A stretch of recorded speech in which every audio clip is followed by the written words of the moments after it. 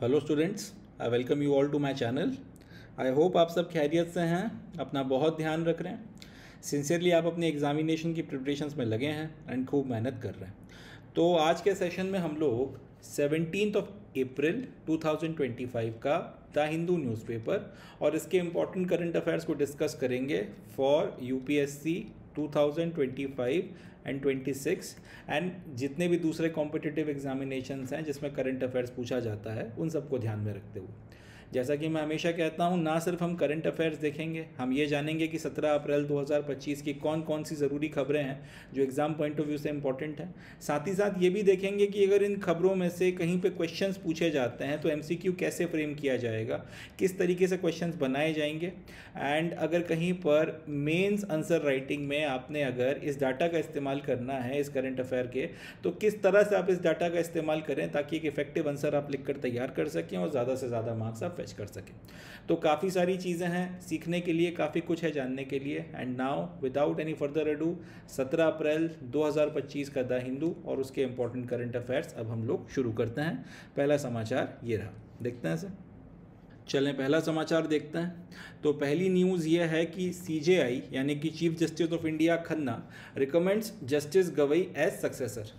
मतलब ये कि भारत के जो चीफ जस्टिस ऑफ इंडिया हैं सुप्रीम कोर्ट के, जिनका नाम है जस्टिस संजीव खन्ना, ये 13 मई को रिटायर हो रहे हैं। एंड रिटायरमेंट के पहले ये एक प्रोसीजर है, एक प्रथा है कि जो रिटायर हो रहा होता है, जो मुख्य न्यायाधीश या जो chief justice of India retire हो रहा होता है, वो अपने बाद में उसका जो सक्सेसर होगा उसका नाम गवर्नमेंट को भेजता है। तो जस्टिस संजीव खन्ना ने अपने सक्सेसर के तौर पर जस्टिस BR गवई का नाम सरकार को 52वें चीफ जस्टिस ऑफ इंडिया के लिए भेजा है, अपनी तरफ से उनका नाम जो है प्रपोज किया है। एंड मैं अभी आपको बताऊंगा अभी जिस तरीके के रूल्स एंड रेगुलेशंस हैं, तो उसके अकॉर्डिंग आप जस्टिस BR गवई साहब जो हैं इनको भारत के राष्ट्रपति अगले चीफ जस्टिस ऑफ इंडिया के तौर पर, in fact 52nd chief justice of India के तौर पर अपॉइंट करेंगे। जस्टिस गवई सुप्रीम कोर्ट में 24 मई 2019 को आए थे एंड ये 23 नवंबर 2025 को इसी साल रिटायर होने वाले हैं। 13 मई को अपने जस्टिस संजीव खन्ना रिटायर हो रहे हैं, उस दिन ये शपथ लेंगे तो 14 तारीख से अपना कार्यभार संभालेंगे। 14 मई से 23 नवंबर 2025 तक ये रहेंगे। इस हिसाब से इनके पास में 6 महीनों से थोड़ा सा ज़्यादा वक्त जो है चीफ जस्टिस ऑफ इंडिया के तौर पर रहेगा। इनका कार्यभार चीफ जस्टिस ऑफ इंडिया के तौर पर लगभग 6 महीनों से थोड़े से टाइम पीरियड के लिए ज़्यादा रहने वाला है। Justice Gavai is the next in the line to be Chief Justice of India in accordance with the seniority norm, which Chief Justice Khanna is scheduled to retire on May 13। मतलब ये कि justice Gavai जो हैं seniority norm के हिसाब से justice Khanna के बाद में वही जो है सबसे सीनियर जज थे जिनका नाम रिकमेंड किया जा सकता था। ये पॉइंट मैं थोड़ा सा आपको समझाता हूँ। एक केस हुआ था जिसका नाम है सेकेंड जजेस केस।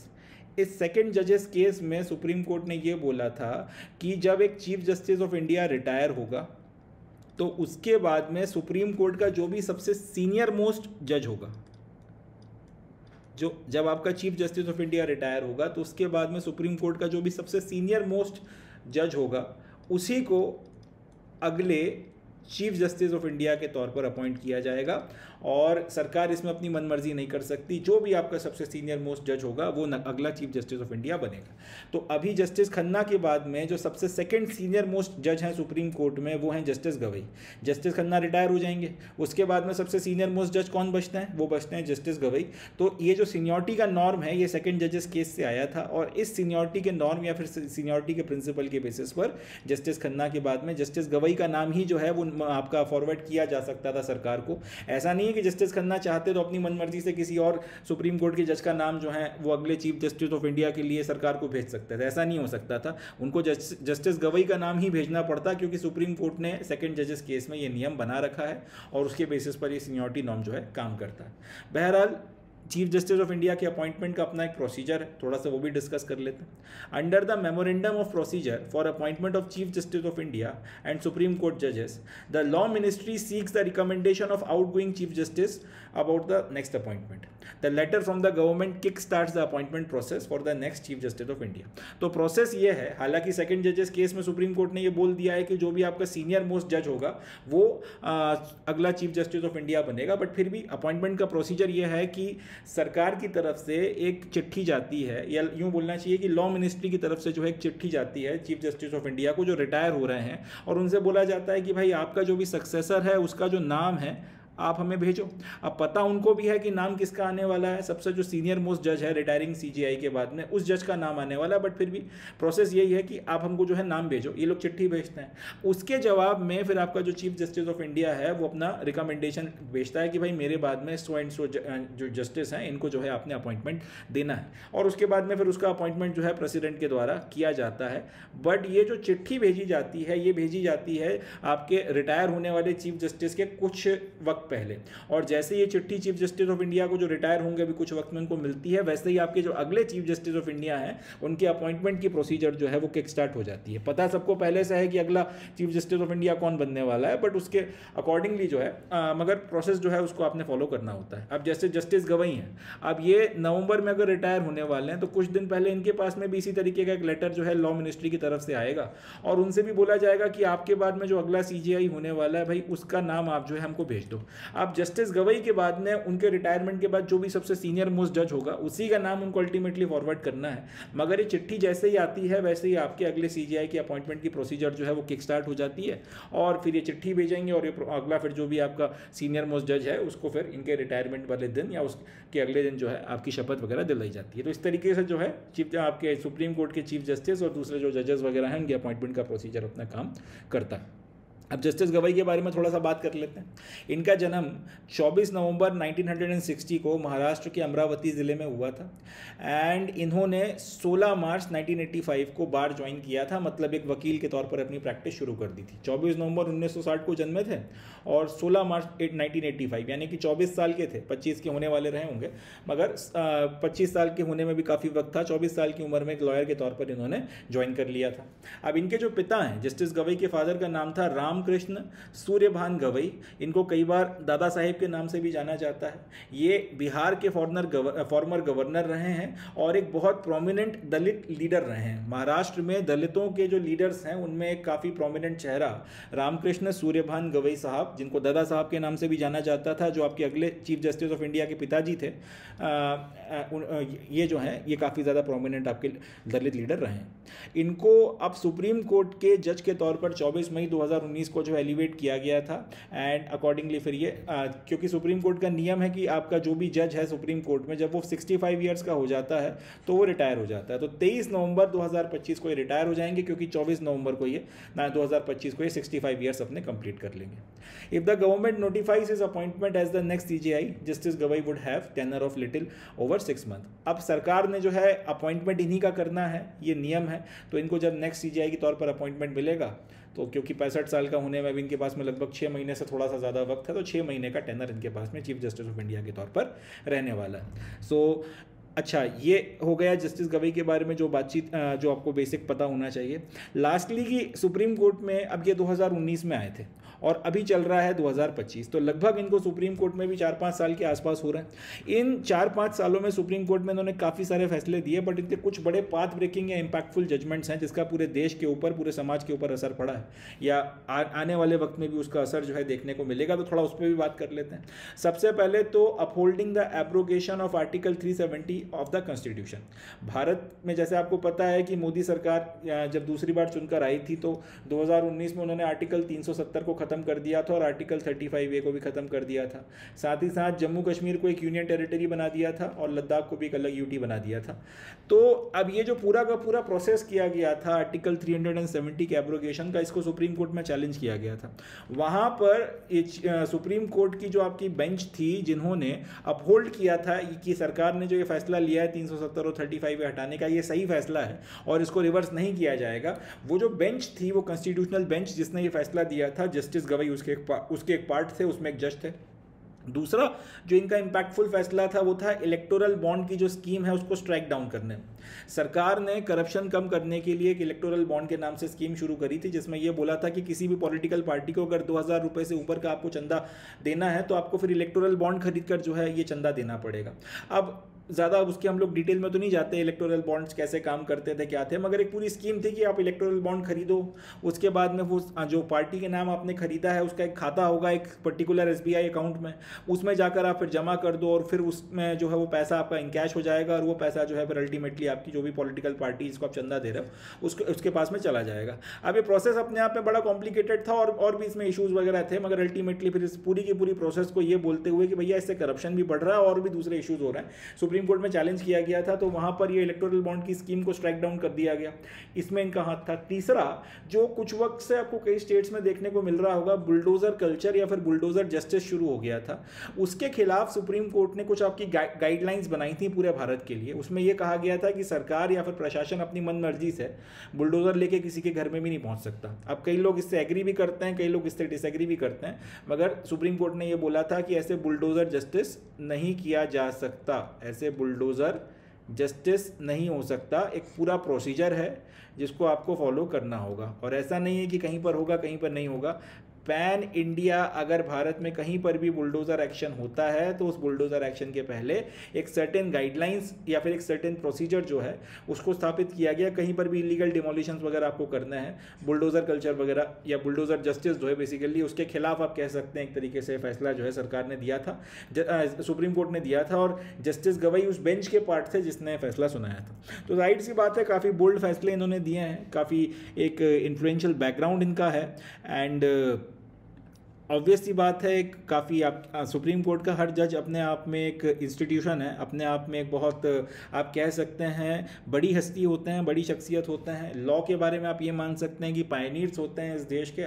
सो एक्सपेक्टेशंस इनसे यही हैं कि ये बेहतर से बेहतर काम करेंगे और बड़े पाथ ब्रेकिंग जजमेंट देंगे एंड बिना किसी पक्षपात के, बिना किसी इल विल के इसी तरह से न्याय करते रहेंगे जिस तरह से न्याय करते आए हैं और सुप्रीम कोर्ट का मान बढ़ाएंगे।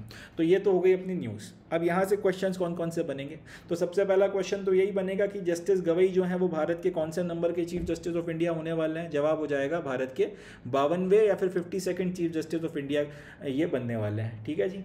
दूसरा क्वेश्चन जो यहाँ से पूछा जा सकता है वो ये पूछा जा सकता है कि चीफ जस्टिस ऑफ इंडिया के अपॉइंटमेंट का प्रोसीजर क्या है। तो जैसा कि मैंने आपको बताया कि सीनियर मोस्ट जज जो है, सीनियर मोस्ट जज को ही जो है सुप्रीम कोर्ट में सीजीआई बनाया जा सकता है। एक चीफ जस्टिस ऑफ इंडिया के रिटायरमेंट के बाद जो भी आपका सीनियर मोस्ट जज बचता है उस सीनियर मोस्ट जज को ही जो है आप अगले सीजीआई के तौर पर अपॉइंट कर सकते हैं। और ऐसा क्यों होता है, क्योंकि ये सेकेंड जजेस केस में सुप्रीम कोर्ट ने इस तरीके का डिसीजन अपना दे रखा था।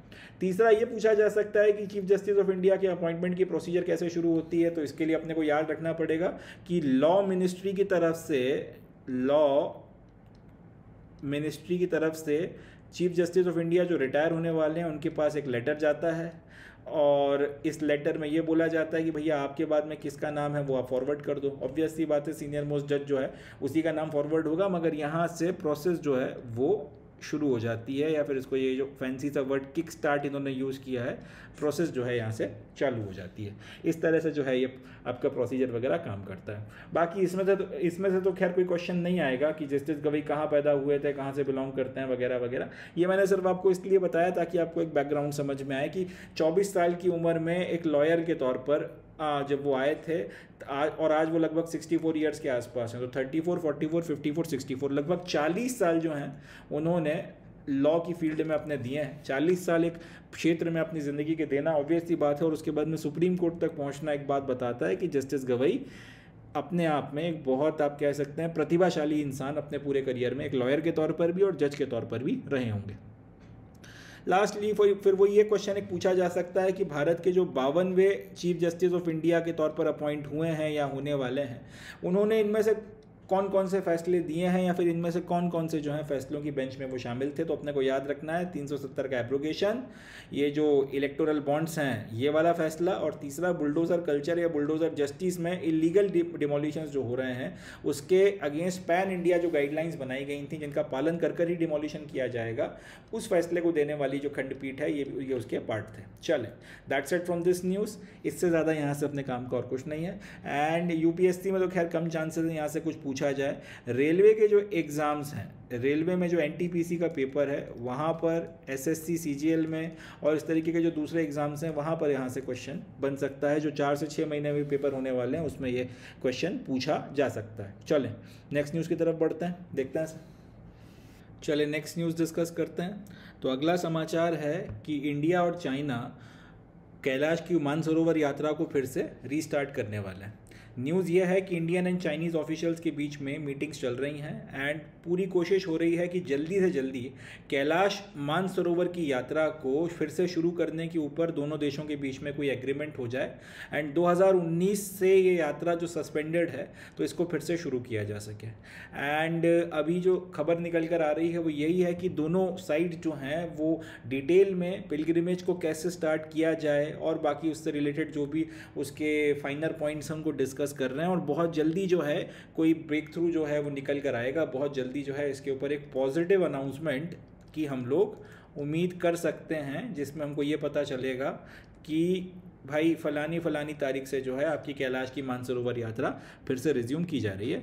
बट फिलहाल ये डिस्कशन की स्टेजेस में है, बट ये ज़रूर है कि जल्दी से जल्दी ये यात्रा शुरू होने वाली है। अब ये जो पूरी की पूरी यात्रा है ये पूरा पिलग्रिमेज है। जैसा कि आप जानते ही हैं कि कैलाश जो है उसको भगवान शिव का जो है अबोर्ड माना गया है। वहाँ पर ये माना जाता है कि भगवान शिव कैलाश का जो माउंटेन है उसके ऊपर बैठकर अपनी तपस्या कर रहे हैं। तो वहाँ हिंदुओं के लिए, और मानसरोवर की जो पूरी लेक है तो हिंदुओं के लिए वो सबसे पवित्र स्थानों में से एक माना गया है। एंड वहाँ पर ये यात्रा जून से लेकर सितंबर के बीच में चलती है।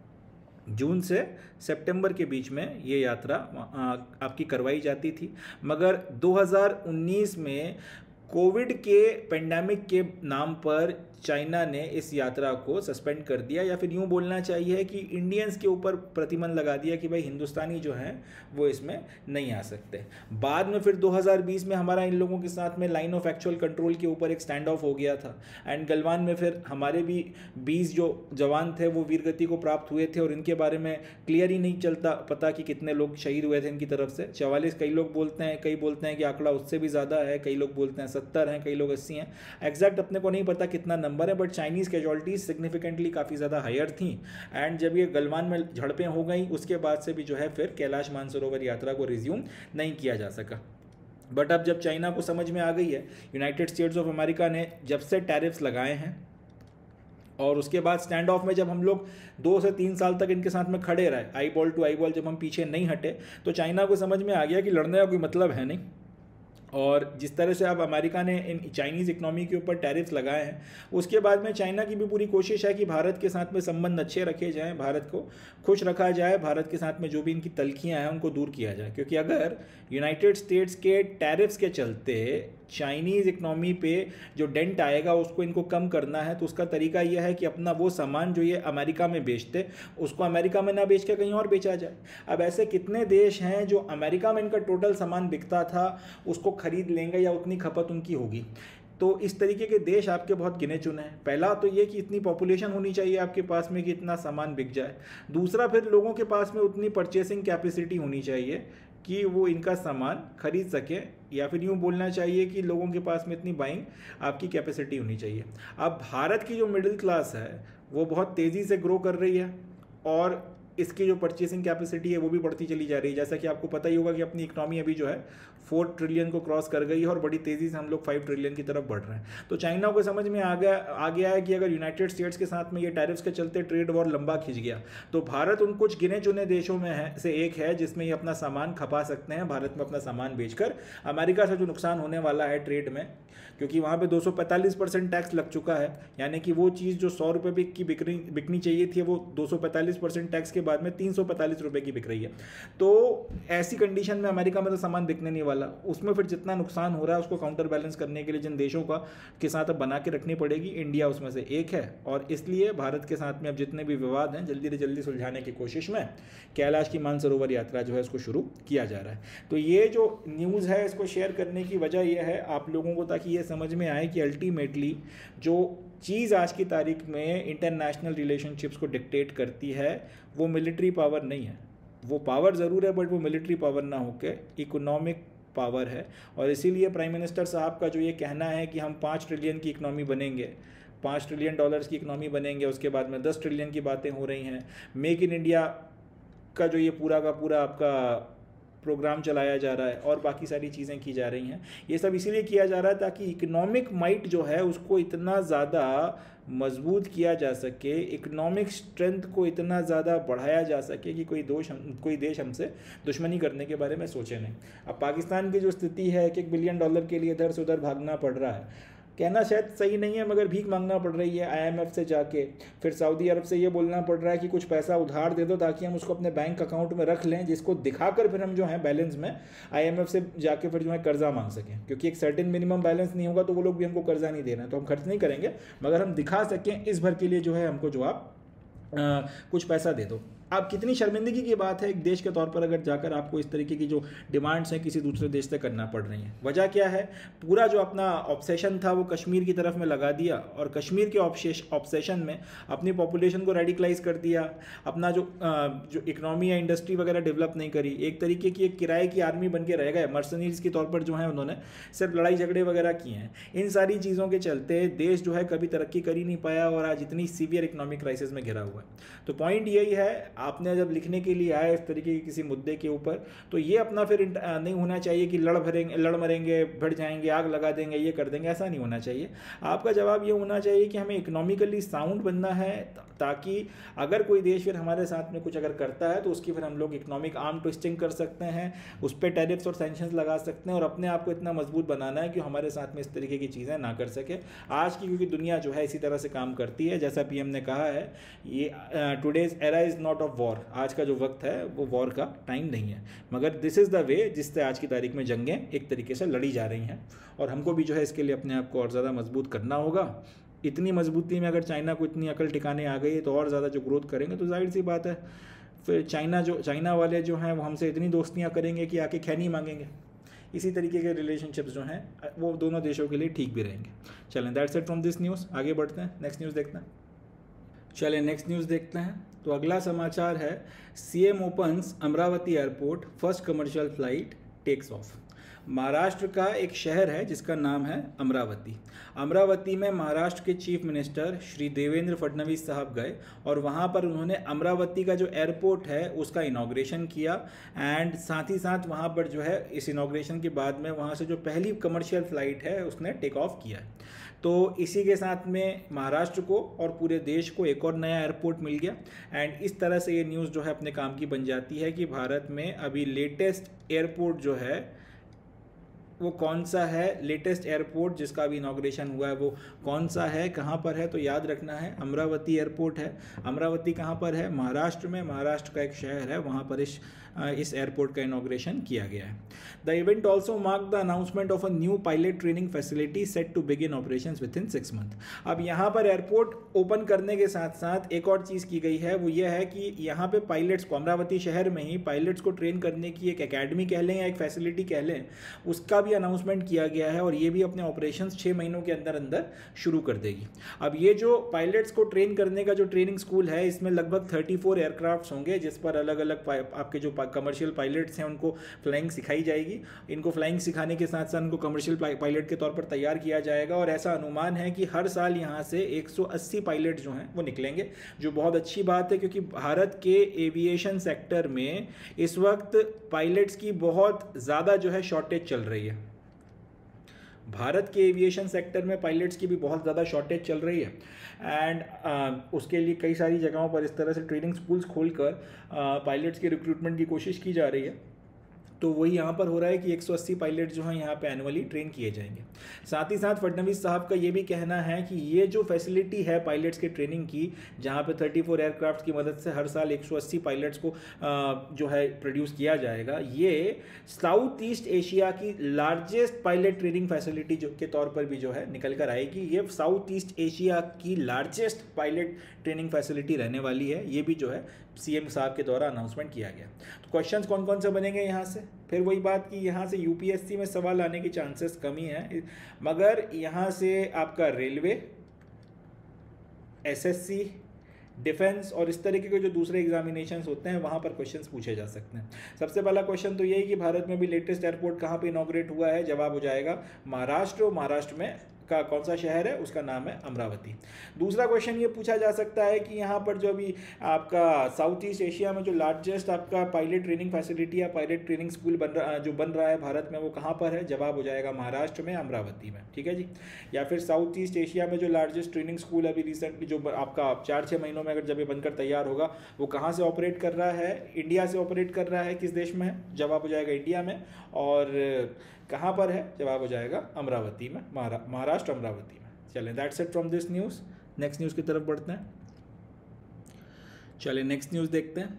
तो अगला समाचार ये है कि भारत का जो ट्रेड डेफिसिट है चाइना के साथ में, वो एक रिकॉर्ड स्तर पे पहुंच गया है और लगभग अब 100 बिलियन के आसपास 100 बिलियन के आसपास हमारा ट्रेड डेफिसिट जो है इनके साथ में हो गया है। प्रिसाइसली बोला जाए तो 99.2 बिलियन के आसपास है, बट राउंड ऑफ करके अगर बात करें तो लगभग 100 बिलियन डॉलर्स के आसपास का जो है ट्रेड डेफिसिट हमारा इनके साथ में चल रहा है।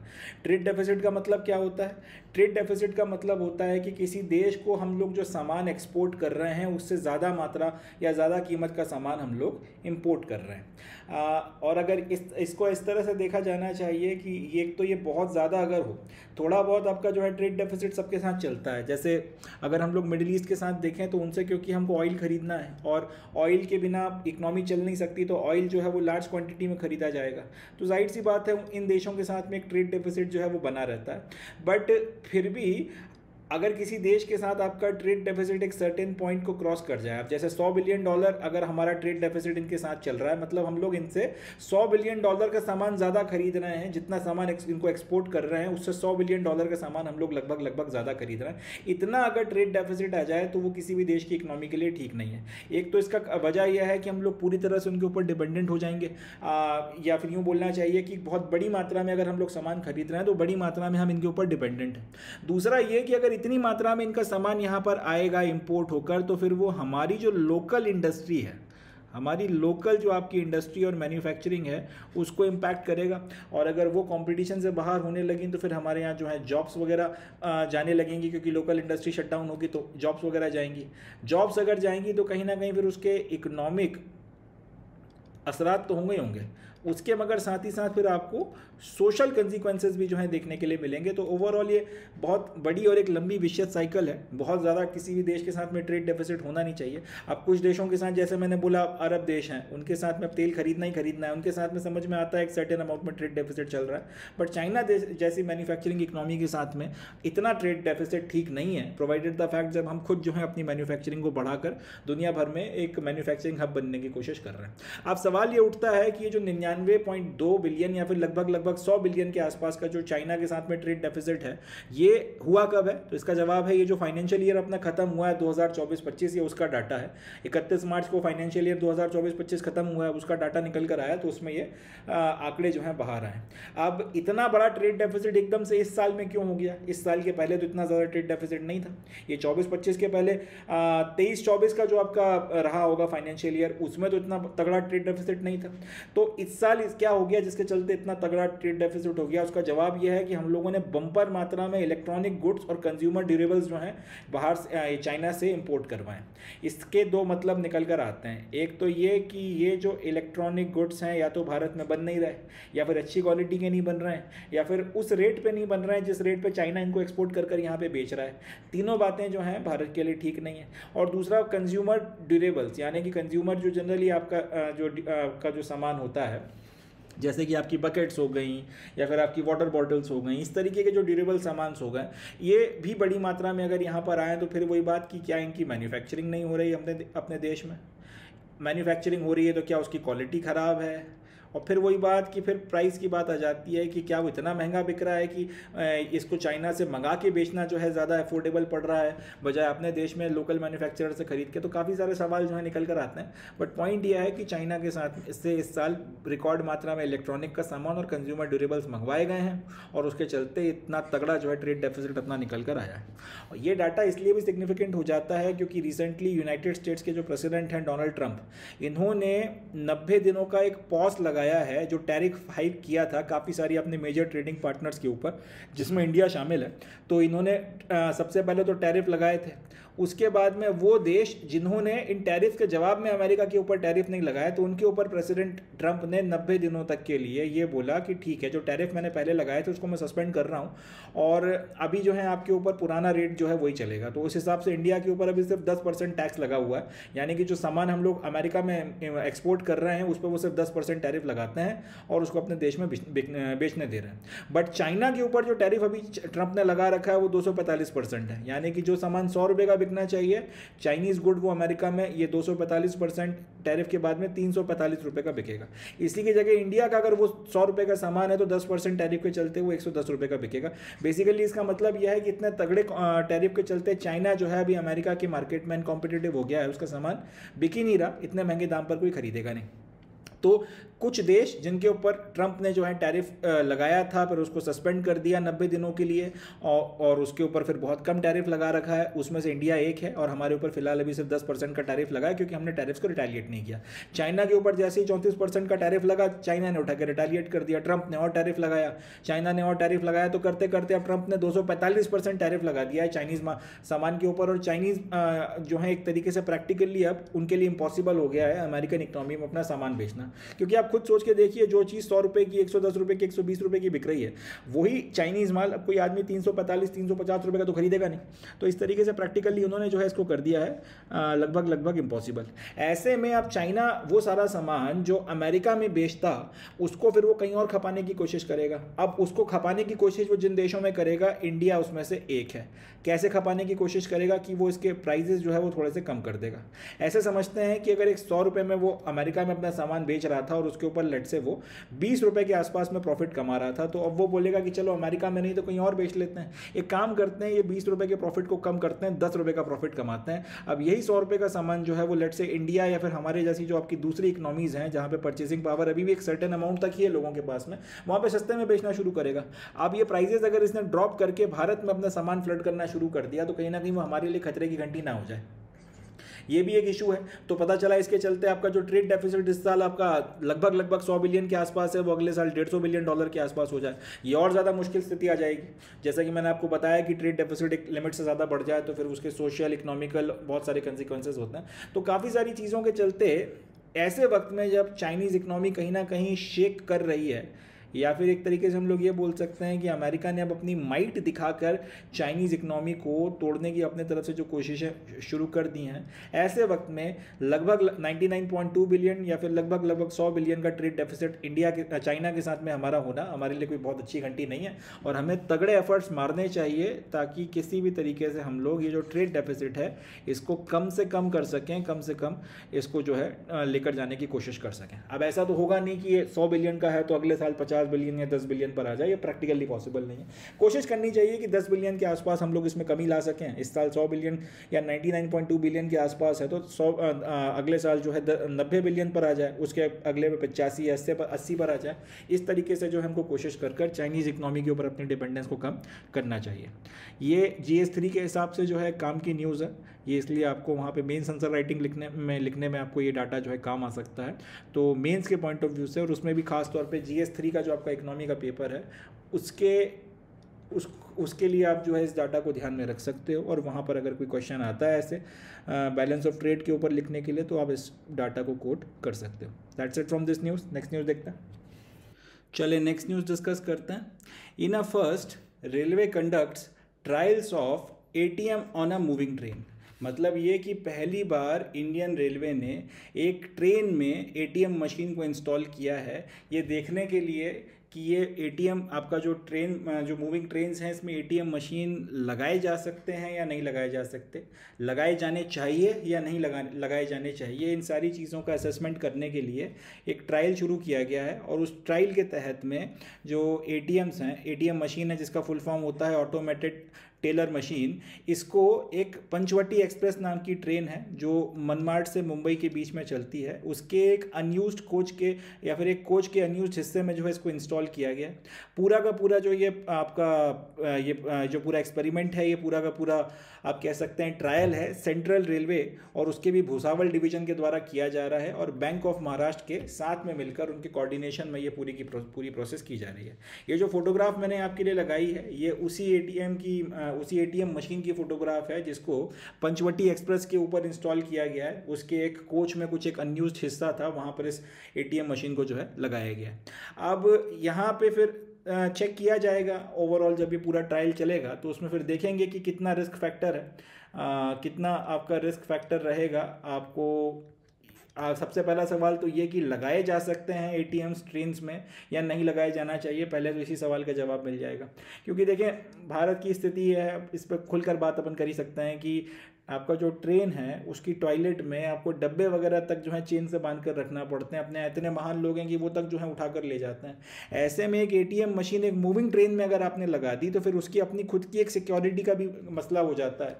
चलें ट्रेन में अगर कोई आदमी कुछ ना करेगा तो किल मूवी आप लोगों ने देखी होगी, उसमें किस तरह से डकैती वगैरह हुई थी। इस तरीके के डकैत ग्रुप जो हैं वो कई जगहों पर एक्टिव हो जाएंगे। एटीएम मशीन को पता चला लूटने के चक्कर में वो पूरी की पूरी ट्रेन हाईजैक करने लगे। एक तो इस तरीके के एक्सट्रीम केसेस हो सकते हैं। इसके अलावा और भी इश्यूज़ वगैरह आने के जो हैं चांसेस वगैरह हैं, उसकी अपनी सिक्योरिटी और सेफ्टी की बात हो जाएगी। ऐसे आप मशीन को अकेला नहीं छोड़ सकते चलती हुई ट्रेन में। प्लस फिर नेटवर्क का भी इशू है। नेटवर्क अगर कहीं पर है ही नहीं या फिर बहुत बुरा नेटवर्क है और ऐसे में किसी ने पैसे निकालने की कोशिश करी, पैसे फंस गए, निकले नहीं, मगर वहाँ से मैसेज आ गया कि आपके अकाउंट से कट गए हैं और सारी चीज़ें होंगी, तो फिर क्या होगा, क्या प्रोसीजर रहने वाला है, कैसे आपको वापस मिलेंगे। बहुत से जो हैं इशूज़ हैं जिनके जवाब इस पूरे के पूरे ट्रायल रन से अपने को मिलने वाले हैं। मेरा अपना पर्सनली मानना है कि ट्रेन पे इस तरीके से आपने एटीएम वगैरह नहीं लगाने चाहिए। रिस्क और बाकी सारी चीज़ों के अलावा एक वजह ये भी है कि एक तरफ से सरकार जो है वो ऑनलाइन ट्रांजैक्शंस को बढ़ावा देने की बात कर रही है। एक तरफ आप चाहते हो कि यूपीआई से और ऑनलाइन सारा ट्रांजैक्शन हो, दूसरी तरफ आप एटीएम लगाकर फिर आप ये क्यों प्रमोट कर रहे हो कि भैया कैश निकालो और खर्चा करो। जनरली अब आदमी अगर ट्रेन में चढ़ा है तो अपने साथ में कुछ अमाउंट में तो कैश वगैरह लेकर आएगा। आकस्मिक कहीं पे कुछ घटना हो गई, कुछ इमरजेंसी हो गई तो एक बार को बात समझ में आती है, बट ये बात गले नहीं उतरती कि ऑनलाइन ट्रांजैक्शंस को भी बढ़ावा दिया जा रहा है। एक तरफ कोशिश की जा रही है कि आपके सारे वेंडर्स और जितने भी लोग हैं वो ऑनलाइन ट्रांजैक्शन ले सकें, और दूसरी जगह आप खुद जो है ये एटीएम मशीन लगा के कैश जो है उसके व्यवहार को जो है आप बढ़ावा दे रहे हो। तो ये बात कहीं ना कहीं गले नहीं उतरती। मेरा पर्सनली मानना है शायद ऐसा नहीं करना चाहिए, बट जाहिर सी बात है जिसने ये फैसला लिया है कोई बेवकूफ़ आदमी तो होगा नहीं। रेलवे वाले भी अपना कुछ सोच समझ के उन्होंने फैसला लिया होगा। अब देखते हैं इसके क्या नतीजे निकल कर आते हैं और अल्टीमेटली फिर इसको आगे बढ़ाया जाता है या फिर इसको ड्रॉप कर दिया जाता है, कुछ वक्त में अपने को पता चल जाएगा। बहरहाल ये पूरा का पूरा प्रोजेक्ट जो है अपना चालू हो चुका है। The move is aimed at generating non fair revenues. तो ये जो मूव है इसको इसलिए किया गया है ताकि नॉन फेयर रेवेन्यू जो है उसको बढ़ाया जा सके। नॉन फेयर रेवेन्यू में क्या क्या चीज़ें आ जाती हैं? किराया जो रेलवे लेता है, आपने जो टिकट वगैरह ली है वो तो फेयर में आ जाएगा। इसके अलावा आप रेलवे स्टेशन में घुसने से लेकर रेलवे स्टेशन से निकलने तक और बाकी सारी जो चीज़ें करते हो उससे रेलवे को जो कमाई होती है उसको नॉन फेयर रेवेन्यू कहा जाता है। प्रोमिनेंटली उसमें केटरिंग जो है एक इंपॉर्टेंट चीज़ आती है। आईआरसीटीसी की अपनी खुद की केटरिंग है।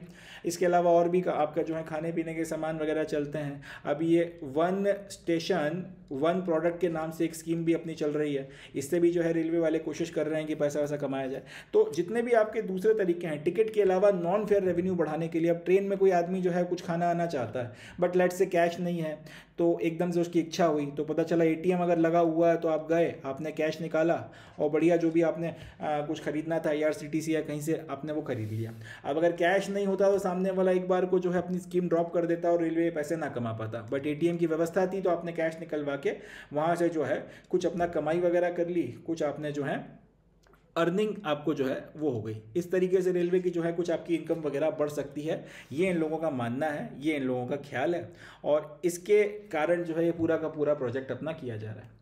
Officials are keen that the train with 22 coaches with full capacity of 2016 passengers uses the facility as much as possible। अब फिर वही बात यहाँ पर ऑफिशियल्स ये कह रहे हैं कि यार 22 कोचेस की हम लोग एक ट्रेन चलाते हैं। अब 22 कोचेस की एक ट्रेन में टोटल जो है लगभग 2016 के करीब यात्री आते हैं। हमारी कोशिश ये है कि इनमें से जितने ज़्यादा लोग हो सकें ये एटीएम की फैसिलिटी का इस्तेमाल करें, क्योंकि हमारा मानना यह है कि एटीएम से जितना कैश निकालेंगे उतना ज़्यादा जो है ये खर्चा करेंगे और जितना ज़्यादा ये खर्चा करेंगे उतना हमारा नॉन फेयर रेवेन्यू जो है वो बढ़ेगा, ऐसा इन लोगों का मानना है। बट फिर वही बात आ जाती है कि यार अगर तुम ऑनलाइन ट्रांजैक्शंस को बढ़ावा दे रहे हो अगर तुम ये चाहते हो कि लोग जो है भर भर कर दबा दबा के यूपीआई इस्तेमाल करें, तो फिर ये सेंस नहीं बनाती ना बात कि आप एटीएम लगा कर ये भी बोलो कि कैश निकाल के उसका भी इस्तेमाल करो।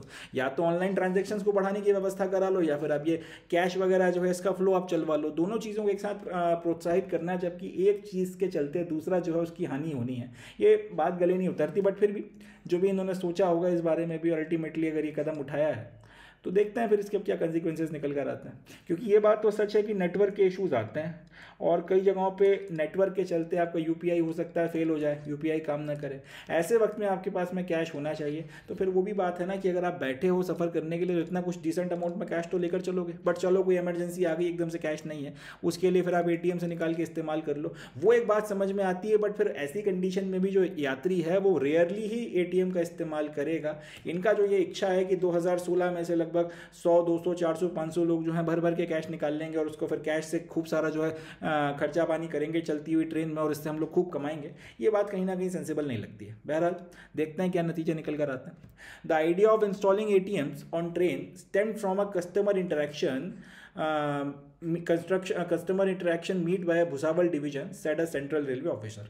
अब सेंट्रल रेलवे के एक अफसर का कहना यह है कि हमें ये आइडिया कैसे आया ट्रेन में एटीएम लगाने का, तो उसका जवाब है कस्टमर्स के साथ में इंटरेक्शन किया गया, यात्रियों के साथ में एक मीटिंग ऑर्गेनाइज कराई गई भुसावल डिवीजन में, और वहाँ पर यह सुझाव निकल कर आया कि साहब आपके पास में ट्रेन में कैश वगैरह के लिए कुछ व्यवस्था होनी चाहिए, तो आप एक एटीएम वगैरह जो है कैश एक ट्रेन में जो है कम से कम एक एटीएम आप खुलवाइए, इससे हमारा जो है फ़ायदा हो सकता है। अब जो भी उनको फिर बात जज गई होगी भुसावल डिवीजन में, जो भी आपके सीनियर अफसर्स होते हैं, तो उन्होंने अल्टीमेटली फैसला लिया है सेंट्रल रेलवे में। अब देखते हैं ये पूरा का पूरा जो ट्रायल है ये क्या नतीजा निकाल कर लाता है। मैं अपनी ओपिनियन आपसे शेयर कर रहा हूँ, आप एग्री करें ना करें वो आपकी मर्जी है। मेरा मानना है ये अननेसेसरी है। ये किया जा सकता है कि आप प्लेटफॉर्म्स के ऊपर जो है अपने एटीएम्स वगैरह खोल दें। जनरली ये होता है कि रेलवे स्टेशन पर जो एटीएम होता है वो एकदम आपको प्लेटफॉर्म के बाहर की तरफ में मिलता है। अब अगर कोई ट्रेन बहुत लंबे वक्त के लिए नहीं रुकी, आप एकदम रेलवे स्टेशन क्रॉस करके प्लेटफॉर्म के बाहर नहीं जा सकते हैं जहाँ पे एटीएम वगैरह, एक तो ढूंढना बड़ा मुश्किल हो जाता है। तो ऐसे में आपको अगर एक जो प्लेटफॉर्म नंबर 1 है, या फिर आपका कोई अगर आपको पहले से पता है कि प्लेटफॉर्म नंबर 1 पर जो है आपके एटीएम है, वहाँ जाके आप कैश निकाल सकते हैं। आपके हर एक स्टेशन पर अगर ऐसी व्यवस्था कराई जाए तो वो ठीक है, बजाय ट्रेन्स में इस तरीके से एटीएम मशीन्स वगैरह को लगवाने के। मेरे हिसाब से ये वेस्ट ऑफ एफर्ट्स हैं, या फिर यूँ कहना चाहिए कि रिस्क फैक्टर जो है वो बहुत ज़्यादा हो जाएगा, और इसका जो आउटपुट या फिर रिजल्ट जो आप चाहते हो शायद उतना ज़्यादा निकल के ना है। बट ये मेरा अपना ओपिनियन है, आप इससे एग्री करें ना करें वो आपकी मर्जी है। आप लोगों के अपने क्या विचार हैं वो भी आप मुझसे शेयर कर सकते हैं। चलें नेक्स्ट न्यूज़ देखते हैं। अच्छा हाँ, इसमें से क्वेश्चंस वगैरह क्या क्या बन सकते हैं, तो एक तो क्वेश्चन ये बन जाएगा कि भाई ये कौन सी ट्रेन है जिसके ऊपर ये सबसे पहला एटीएम लगाया गया। तो अपने को नाम याद रखना है, पंचवटी एक्सप्रेस। एंड किसके सौजन्य से या किसके साथ में मिलकर ये काम किया जा रहा है, कौन से बैंक के साथ में, तो इसका जवाब भी याद रखना है। बैंक ऑफ महाराष्ट्र के साथ में मिलकर जो है ये काम किया जा रहा है। बैंक ऑफ महाराष्ट्र का एटीएम जो है सबसे पहले लगाया गया है। और कौन ये एक्सपेरिमेंट करवा रहा है, जवाब हो जाएगा सेंट्रल रेलवे भुसावल डिवीजन, मध्य भारत का जो रेलवे का सेक्शन है या डिवीजन जो है वो लोग ये सारा काम करवा रहे हैं। इससे ज़्यादा यहाँ से कोई क्वेश्चंस वगैरह नहीं बनेंगे। एंड क्वेश्चन फिर वही बनेंगे कि क्वेश्चन फिर आएंगे भी लगभग उसी तरीके के एग्जामिनेशन में, रेलवे के खुद के पेपर में पूछे जा सकते हैं, और जो वनडे के दूसरे एग्जामिनेशन है उसमें भी यहाँ से क्वेश्चन बनाया जा सकता है। चले आगे बढ़ते हैं। So with this we come to end of today's session. आज के सेशन में बस इतना ही। अब मैं मिलता हूँ आपसे नेक्स्ट सेशन में, जिसमें हम लोग 18 अप्रैल 2025 का द हिंदू और उसके इंपॉर्टेंट करंट अफेयर्स को डिस्कस करेंगे। तब तक के लिए अपना बहुत ध्यान रखें, खुश रहें और मेहनत करते रहें। Thank you. जय हिंद।